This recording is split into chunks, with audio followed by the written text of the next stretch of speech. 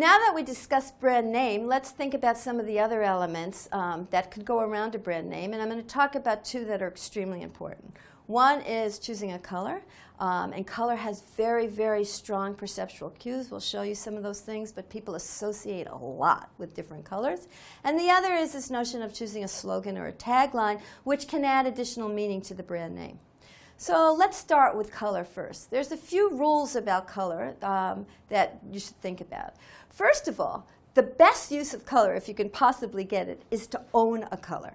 And that's not very many brands can do it. There aren't that many colors out there, and to really own a color is pretty hard to do. But when you do it, it's extremely powerful. If you think about Tiffany's, and they own the light blue color box, you know, this is a globally known, this light blue box.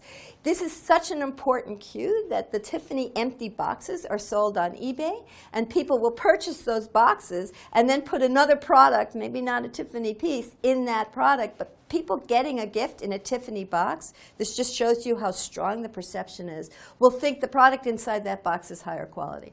But Tiffany's light blue box is extremely valuable brand image for means very high quality, and many times with jewelry, unless you're an expert, it's kind of hard to necessarily judge quality. So people will use this light blue box as a cue for high quality product.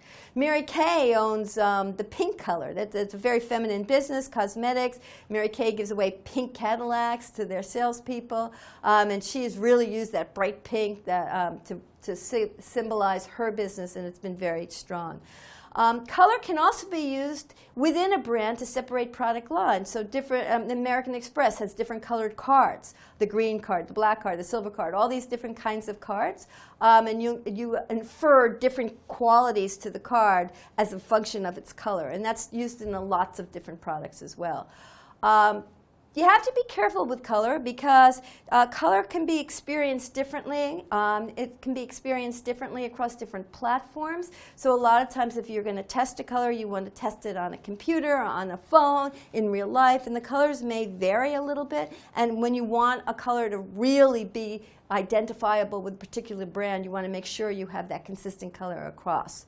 And colors also can create very strong perceptions. If you look at a product line and you see some of the products are gold or silver or black and white, that cues luxury, and you just assume that that product's more expensive than more basic colors like a red and blue. So that those colors can just signal high quality just because it's gold and silver. Similarly, you see something that's blue or pink, you think female or male. Just by the color. It can be the exact same product, but the color changes, and you think it's for girls versus boys.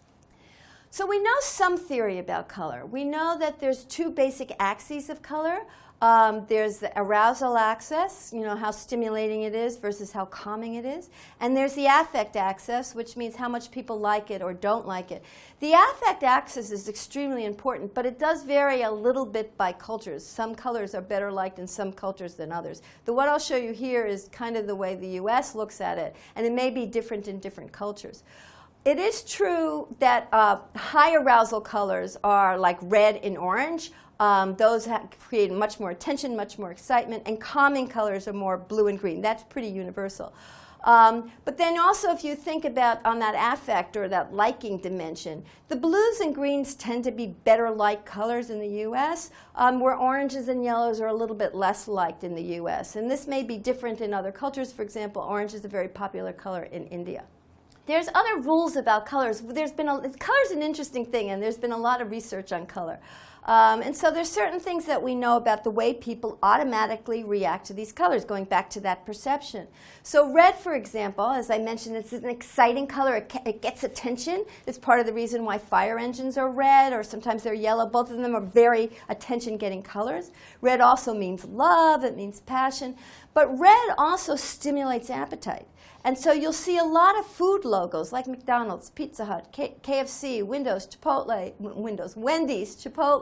They all stimulate appetite, and they all have a lot of red in their logo.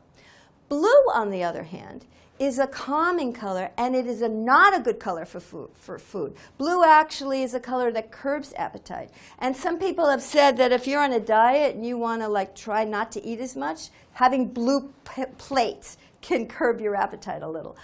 Blue, as I mentioned, is also a color that's frequently preferred by men.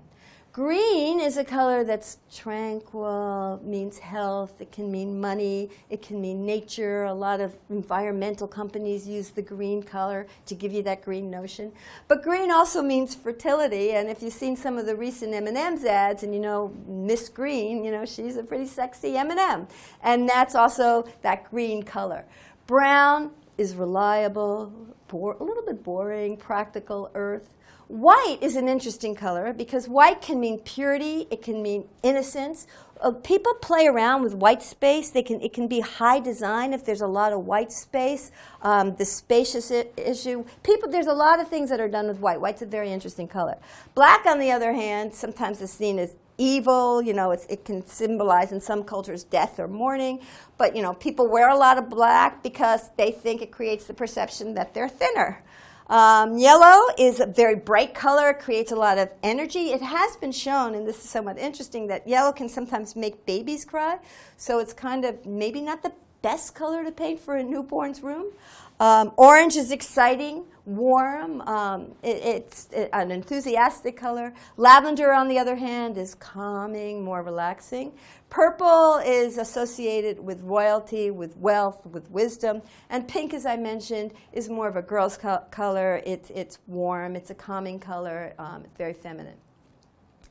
And so one of the things you can look at is look at some of these different colors and see which companies use these different colors. So, you know, the bright yellow color is used on Nike, on Shell Oil, on Best Buy, on McDonald's, on DHL to get a lot of attention. The friendly, fun orange color is used on Hooters, on Nickelodeon, on Firefox. The red color, as I already mentioned, is used on a lot of food companies like Kellogg's, Coca-Cola. It's also used to get attention. CNN uses it. Netflix has used it. I showed you before. Virgin uses it. Purple is more of a creative color, so you see Yahoo using it.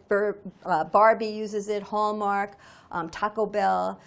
Blue is this trust color, so companies like Oral-B, Walmart, IBM, Pfizer, American Express, GE, a lot of really solid companies, not a lot of food companies. Again, green is more of this natural color. Whole Foods uses it. Starbucks uses it. Some of the oil companies have used it to show that they have environmental leanings. BP has tried to use it. And then the gray, black, and white colors are more of a balanced color. So you see New York Times is a black logo. Apple sometimes has that silver apple. Mercedes-Benz is a silver kind of color. So those colors, silver and things like that, are more balanced. But if you look at the logos and start thinking about them and thinking about how the colors are work, you can kind of get a sense of what's going on here. So let's look now at symbols. And symbols, as I mentioned, Mickey Mouse is a very famous symbol. Symbols can add a lot of fun, a lot of attention to a brand. I have some symbols here on the slides.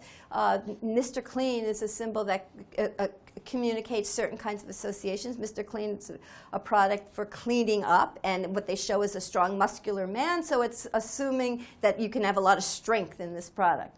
The next one I showed you here is Wells Fargo. There's a lot of multiple associations with the Wells Fargo that shows independence, the Wild West, adventure. And so there's other kinds of things that you can associate with it. Charlie the Tuna is the last one. It evokes positive feelings, liking. Pillsbury's Doughboy is kind of like that. And so you can just have fun with these different symbols. But the symbols can get out of date, and in the last section in this, we'll talk about how you can reposition and rechange these symbols, because they can get dated and they can be very much tied to a particular era. So you have to be careful with symbols. Slogans can be tailored to help the positioning strategy we talked about earlier, so that you have a brand name and you want to really communicate that brand mantra. One way you can do it is through your positioning strategy. And sometimes if you just have, these brand elements, you may want a slogan or a tagline that can help remove some of the ambiguity that's associated with the brand or the symbol. And it's also the taglines can create its own emotion, like reach out and touch someone, or can create its own kind of warmth and emotion. And finally, the brand or the tagline can reinforce the name or the symbol, and can just, because if you have these redundancy and the tagline is reinforcing the imagery or the brand name, you're seeing this multiple times. It makes for a very strong message. Some of the basics about taglines, you want them short. It's similar to a brand mantra. They have to be very short. You really want them differentiated. If they all sound the same, they don't do anything, so you have to make sure it's not the same or would be confused with the competition. Similarly, it should be unique. It should be easy to say and easy to remember. You don't want it to have any negative interpretation, so you have to market test it, particularly when you go across cultures. And again, if you have a really great tagline, like just do it, you want to trademark it so that it's protected. And as I mentioned, an emotion, if you can evoke an emotion with your tagline, that will make it much stronger. So what are the different types of taglines? Well, there's imperative, just do it, think, invent it, those kinds of things. So they're telling you what to do. There's descriptive, which adds more information, moving at the speed of business, bullish on America, you're in good hands. They can be superlatives, so the ultimate driving machine, there's no better way to fly, those kinds of things. Or they can be provocative and kind of clever. Got milk was one of those.